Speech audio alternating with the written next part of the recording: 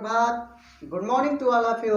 स्वागत है पुनः आप सभी का आपके अपने यूट्यूब चैनल MS10 एजुकेशन में। तो आइए हम लोग शुरू करते हैं क्लास 10th भौतिक विज्ञान, जिसमें हम लोग पढ़ रहे थे पिछले वीडियो में रिफ्रैक्शन ऑफ लाइट, प्रकाश का अपवर्तन। और प्रकाश के अपवर्तन में काफ़ी चीज़ों को हम लोगों ने कवर किया था। आज हम पुनः एक नया टॉपिक लेकर उपस्थित हैं। आइए देखते हैं आज जो हम लोगों को पढ़ना है, जिसका नाम है प्रिज्म। और बहुत ही महत्वपूर्ण एक टॉपिक है, छोटा सा टॉपिक है। तो आइए हम लोग इसको देखते हैं कि प्रिज्म क्या है, प्रिज्म किसे कहेंगे। तो सबसे पहले जो एक ऐसी त्रिभुजाकार आकृति, यही जो ऐसी अगर कोई त्रिविमीय संरचना होती, इसको हम प्रिज्म के नाम से जानते हैं। इसकी हम परिभाषा देंगे कि प्रिज्म एक ऐसा समांगी पारदर्शी, देखिएगा, पारदर्शी माध्यम होता है। प्रिज्म एक ऐसा समांगी पारदर्शी माध्यम होता है जो दो अपवर्तक पृष्ठों से किसी कोण पर घिरा होता है, किसी कोण पर घिरा होता है, प्रिज्म कहलाता है। प्रिज्म एक ऐसा समांगी पारदर्शी माध्यम होता है जो दो अपवर्तक पृष्ठों से किसी कोण पर घिरा होता है। अब देखेंगे जो ये और ये जो हैं, इसी को कहते हैं अपवर्तक पृष्ठ। अपवर्तक पृष्ठ क्यों कहेंगे, इस पे भी हम लोग चर्चा करें। अपवर्तक पृष्ठ इसलिए कहेंगे क्योंकि इन दोनों ही पृष्ठों से प्रकाश की किरण का अपवर्तन होगा। ये जो देख रहे हैं नीचे, ये आधार है, बेस है। तो ये अपवर्तक पृष्ठ जिस कोण पे घिरे होते हैं, इसे हम प्रिज्म कोण कहते हैं। ये हो गया प्रिज्म कोण, ठीक है। तो ये आप देख लीजिए कि ये प्रिज्म कोण हो गया, और ये संरचना जो हो गई प्रिज्म हो गई। यह एक कांच, एक प्रकार का कांच होता है जिसको स्पेशल तरीके से बनाया जाता है। तो अब देखिए, चूंकि प्रिज्मों से काट करके लेंस बनाए जाते हैं, इन्हीं प्रिज्मों से, तो ये प्रिज्म हो गया। तो प्रिज्म किसे कहते हैं, प्रिज्म एक ऐसा समांगी पारदर्शी माध्यम होता है जो दो अपवर्तक पृष्ठों से किसी कोण पर घिरा होता है, प्रिज्म कहते हैं। अब देखिए, इसमें एक चीज और जान लेना है कि प्रिज्म से अपवर्तन, प्रिज्म से क्या अपवर्तन देखना है, प्रिज्म से प्रकाश किरण का अपवर्तन कैसे होता है, ठीक ना। तो प्रिज्म से प्रकाश किरण का अपवर्तन देखेंगे तो पहले तो ये आपने बना लिया प्रिज्म, ठीक है। अब देखिए, यह एक पृष्ठ है और यह एक पृष्ठ है, यह प्रिज्म कोण है। अब देखिए, अगर आपतित प्रकाश की किरण, ये वाला पृष्ठ है और एक ये पृष्ठ है, तो अगर आपतित प्रकाश की किरण अगर इस पहले पृष्ठ पर डाल दें, ऐसे हमने डाला, ठीक है, इस किरण को हम नाम देते हैं आपतित किरण। आपतित किरण है ये। जब यहां पर आई और पृष्ठ ऐसे तिरछा है, तो इस पर अविलंब डालेंगे तो 90 डिग्री पे डालेंगे। तो उसी तरीके से इस पॉइंट पर हम एक अविलंब खींच देंगे, ठीक है। ये अविलंब हो गया, जिसका नाम हम दे दे रहे हैं N1, नॉर्मल N1 पहला हो गया, ठीक है। इसके बाद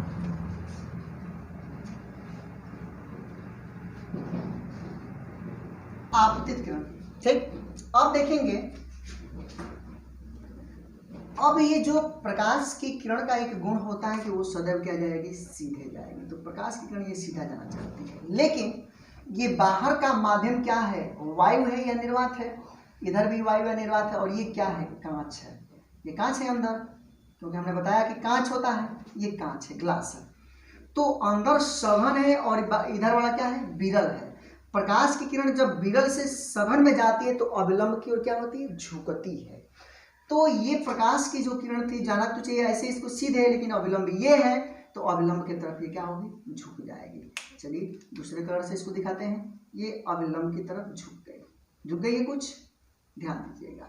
अब जब यहाँ पर आ गई तो अब आप क्या देखेंगे कि अगर यहाँ पर एक अविलंब डालेंगे, यहाँ पर भी अविलंब डालेंगे ना 90 डिग्री पे, ये अविलंब हमने डाल दिया।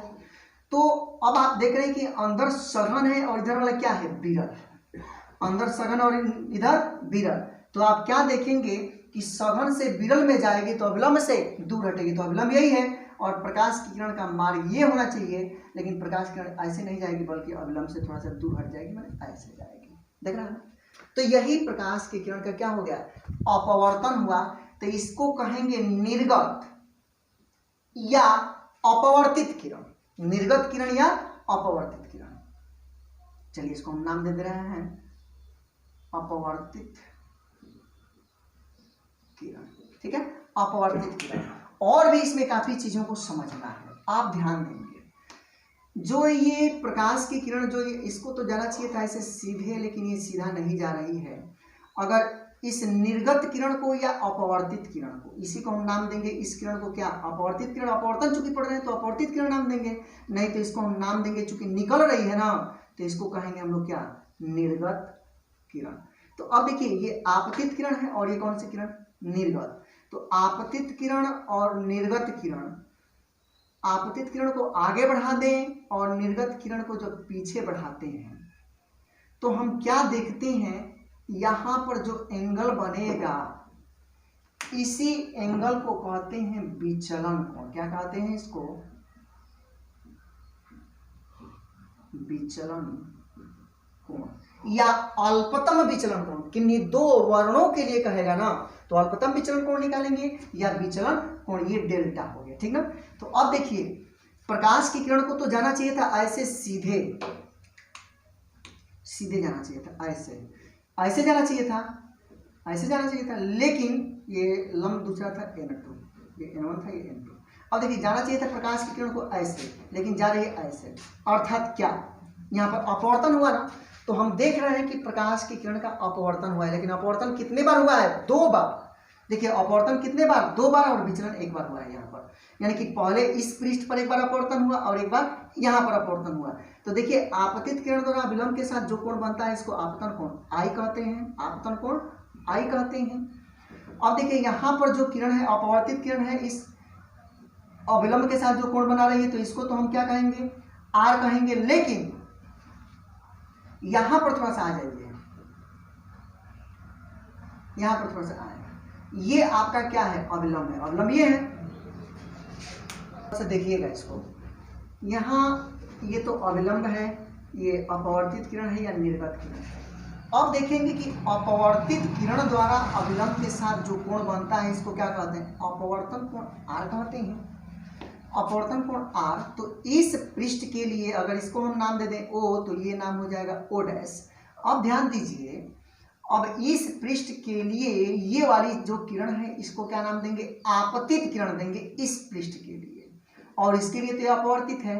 तो अविलंब के साथ जो यहां कोण बनेगा वही कोण, यहां का जो कोण होगा वही कोण, यानी कि इस किरण के द्वारा जो यहाँ पर कोण बनेगा तो ये इस पृष्ठ के लिए तो आपतन कोण होगा, आई होगा।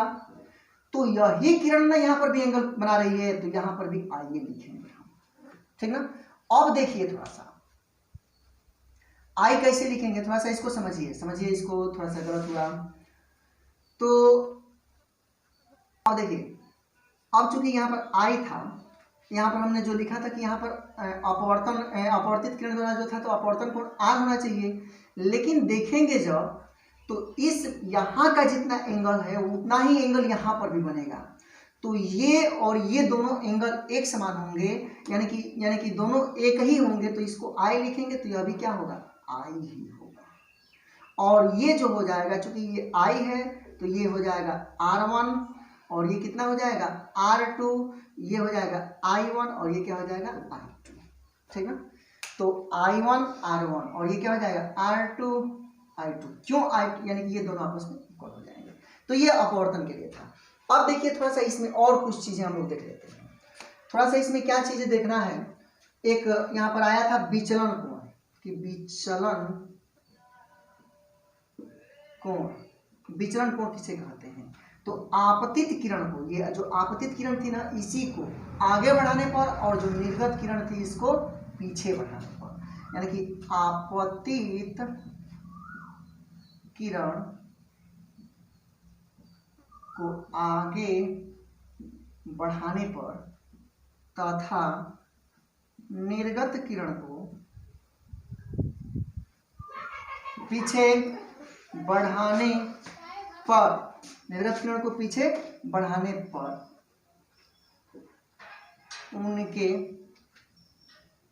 बीच बना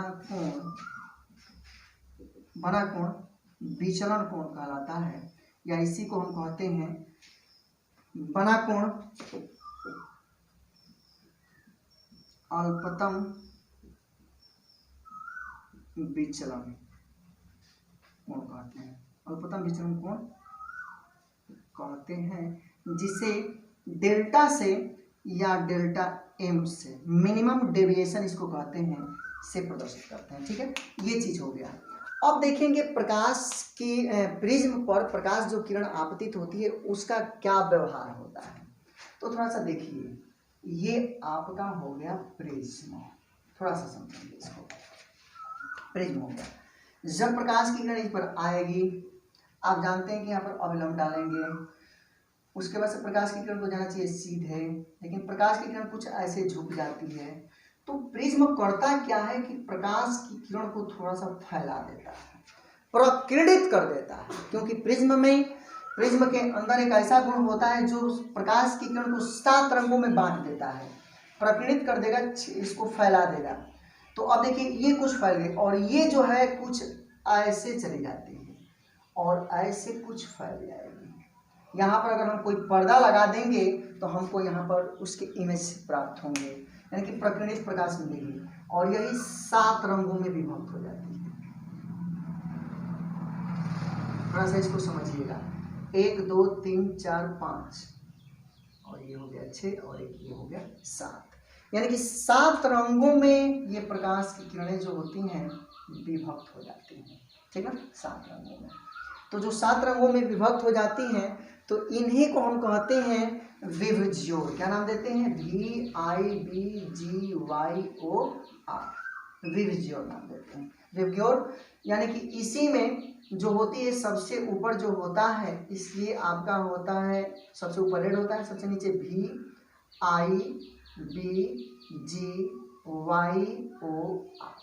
ये 7 रंगों में विभक्त कर देती है।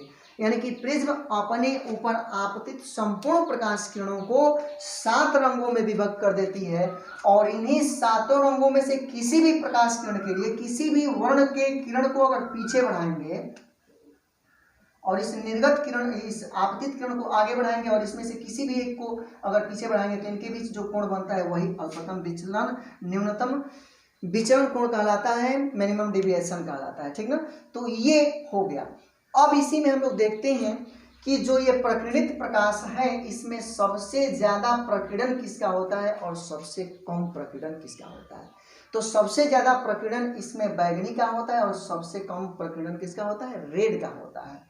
रेड का जो है तरंग दैर्ध्य सबसे अधिक होती है और बैगनी का सबसे कम होती है, क्योंकि वेवजोर में इसमें इसका 3900 एंगस्ट्रॉम तरंग दैर्ध्य होती है और इसका होता है 7800 एंगस्ट्रॉम। ठीक ना, सबसे ज्यादा छिटकाव या प्रकीर्णन इसका होता है और इसका बहुत कम होता है। इसीलिए सिग्नलों में आप देखे होंगे कि सिग्नलों के रूप में हम लोग रेड कलर का प्रयोग करते हैं, क्योंकि यह बहुत ही दूर से दिखाई देता है, तो इसलिए इसका हम लोग प्रयोग करते हैं। और ये हल्का हो जाता है क्योंकि फैलेगा और फैल करके बहुत धुंधला या कम हो जाता है। ठीक ना, तो ये कुछ हम लोग देख रहे थे प्रिज्म में। और भी इसमें कुछ महत्वपूर्ण चीजें हम बताते हैं, आप इसको थोड़ा सा नोट करें। लोग इसको नोट कर लिए होंगे। चलिए थोड़ा सा हम आगे बढ़ते हैं इसी में। तो ये प्रिज्म की कहानी है, प्रिज्म में हम लोग इसको देख रहे हैं, ये चीज आप नोट कर ही लिए होंगे। अब थोड़ा सा और देख लेते हैं हम लोग। और क्या देख लेना है कि प्रिज्म कोण अपवर्तनांक एवं अल्पतम विचलन में संबंध, ये एक चीज पूछा जाता है।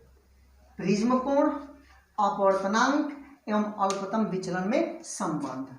तो जो चीज आप देखे इसमें, ये प्रिज्म था, आपतित प्रकाश की किरण थी, ये ऐसे गई थी और ऐसे आ गई थी, मैंने 7 रंगों में ये बंट गई थी, ठीक है, 7 रंग यहाँ पर बन गए थे।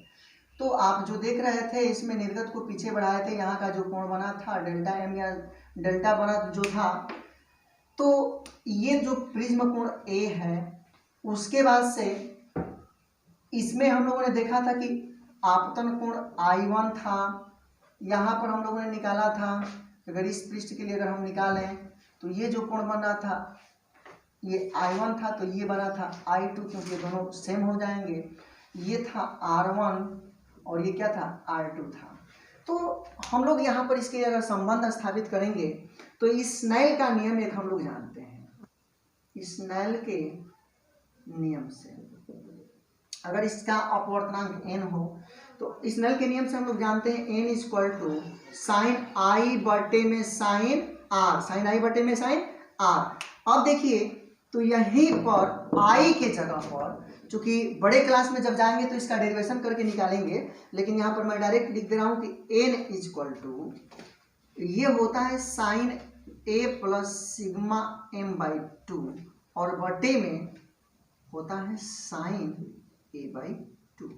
यही एक सूत्र होता है, ठीक ना।